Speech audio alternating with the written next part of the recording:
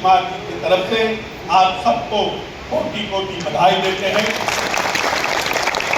और हम सब जब भी हमारे जो सनातन की परंपरा है उसमें जब भी हम माता के सामने जाते हैं, कहते हैं जगत जननी, पूरे जगत को चलाने वाली। और आज अगर सरस्वती आपको चाहिए तो माता सरस्वती के पास जाना होगा, अगर आपको धन चाहिए तो माँ लक्ष्मी के पास जाना होगा, और अगर आपको बुद्धि चाहिए तो जगत जननी के पास जाना पड़ेगा। तो हर जगह माता है।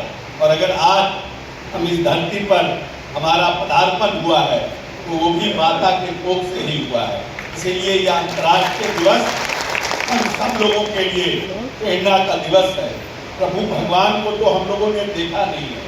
सब कहते हैं सनातन में भगवान ऐसे होते हैं कि ऐसे हैं, राम जी ऐसे हैं, धनुष किए हुए हैं, माता सीता ऐसी हैं, लेकिन किसी ने देखा नहीं है। हमारे पुराणों में, हमारे वेदों में इसकी चर्चा है और हम उसी भावना से उनको लेने का काम करते हैं। लेकिन इस धरती पर जिसने हमें लाया है और जिसने हमें पाल पोस के बड़ा किया है, जिसने हमें संस्कार दिया है, जो रोती बिलखती भी रही, जो भूखी भी रही, लेकिन अपने बेटे को पालने पोसने का काम किया है, वो माता और हमारे पिता हैं, वही भगवान है इस धरती में।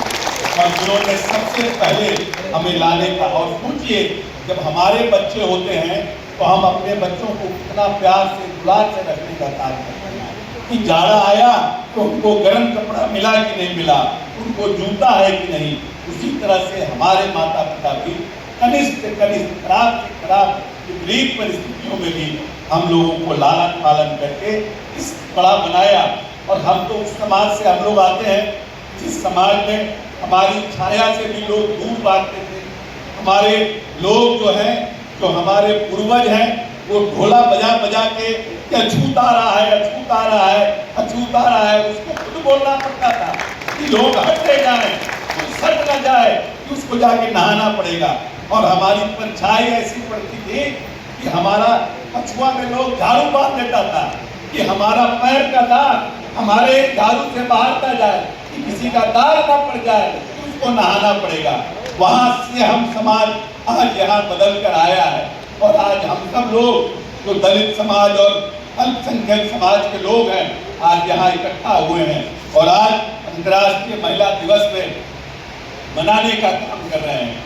आज से पहले जब टीएन सेशन नहीं आए थे तो लोग, हम लोगों के बूथ पर आज जातीय माननीय नेता ने जातीय गणना कराया और हमें बताया कि हमारा प्रतिशत इस राज्य में 100 में हम 20% हैं, हमारी संख्या 20% है जातीय गणना करके। और 94 लाख लोग इस देश में बीपीएल से भी कर आर्थिक स्थिति उनकी कमजोर है, वो सभी जात के लोग हैं। लेकिन 94 लाख परिवार ऐसे इस देश में है जिनकी माली हालात नहीं है।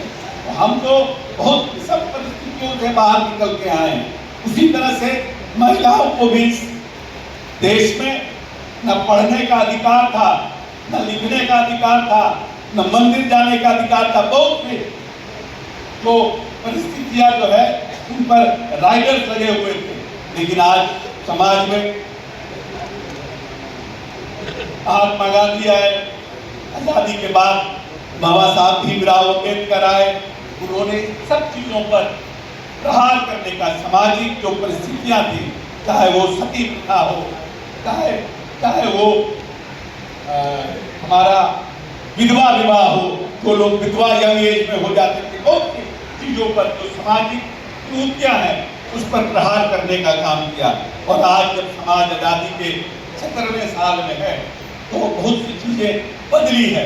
कम से कम आज संविधान में बाबा साहब ने बोलने का अधिकार दिया, समानता का अधिकार दिया, आरक्षण की व्यवस्था की, जिससे आज हम लोग आगे आए हैं। लेकिन अभी हमें समाज में और मुखर होने का जरूरत है।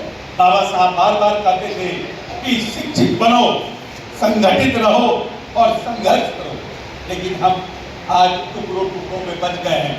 कोई लोग रविदास जयंती मनाता है, कोई लोग दूसरा जयंती मनाता है। ये जो लोग समाज के लोग नहीं चाहते हैं कि दलितों की जो संख्या 20% है वो संगठित रह करके रहे, वो टुकड़ों टुकड़ों में बांटना चाहता है।